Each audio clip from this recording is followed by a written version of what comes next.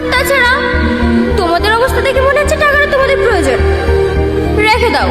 জমিদারের নাতনির সাথে শাহিনের কি কখনো বিয়ে হবে না? তাহলে শাহিনকে জমিদারের নাতনি কেন ভালোবেসেছে, মিথ্যা ভালোবাসা কেন দেখিয়েছে শাহিনের সাথে, এর পিছনে কি রহস্য লুকিয়ে রয়েছে, কি করলে আপনি ভিডিওটা সবার আগে দেখতে পারবেন। ভিডিও শেষে সবকিছু আপডেট জানিয়ে দেওয়া হবে। কে কোন জেলা থেকে আমাদের ভিডিও দেখেছেন অবশ্যই কমেন্ট করতে ভুলবেন না। হ্যালো গাইস, আসসালামু আলাইকুম, আশা করি সকলে ভালো আছেন। বিদেশি নাটক 3 নম্বর পর্ব কবে আসবে ভিডিও শেষে আপনাকে সবকিছু আপডেট জানিয়ে দেওয়া হবে। শাহিন প্রতিদিন জমিদারের বাসায় কাজ করতে যেত, কিন্তু জমিদারের নাতনি যে শাহিনকে ভালোবাসতো সেটা শাহিন বুঝতো না। জমিদারের নাতনিকে সবসময় শাহিন অবহেলা করতো, যে বড় লোকের মেয়ে ছেলেকে আমি কখনোই বিয়ে করব না, আমার জীবন সঙ্গী কখনো করব না। তখন জমিদারের নাতনি মহিমা বলতে লাগলো যে তোমার ভিতরে এত অহংকার কেন, তোমাদের টাকা পয়সা কিছু নেই, আমাদের তো সব আছে, তাহলে আমরা এত অহংকার করছি না, তোমরা এত অহংকার করো কেন? বলে যে আমি বড় লোককে দেখতে পারি না, বড় লোক আমার 2 চোখের কাটা। তখন মহিমা শাহিনের বোনকে নিয়ে মার্কেট করতে গেল। মার্কেট করা শেষে বলে যে তোমার বাপ মায়ের জন্য, তোমার ভাইয়ের জন্য কিছু কেনাকাটা করব। বলে যে মেন সাহেব আপনি কেনাকাটা করা লাগবে না, ঈদের মার্কেট আমরা কয়েকদিন পরেই করব। মহিমা বলল যে এত কথা বলার সময় নেই, যা নিবে তাড়াতাড়ি নাও, চলো আমরা বাসায় চলে যাই, আমরা বেশিক্ষণ এখানে থাকবো না, এখানে অনেক গরম পড়তেছে। তখন মহিমা আর শাহিনের বোন বাসায় চলে আসলো মার্কেট করে। তখন মহিমা বলতে লাগলো শাহিনের বাবাকে যে আঙ্কেল দেখেন আপনার জন্য ঈদের পাঞ্জাবি নিয়ে আসছি, দেখেন পছন্দ হয় নাকি। তখন বলে যে মা তুমি কিসের জন্য এগুলা নিয়ে আসছো,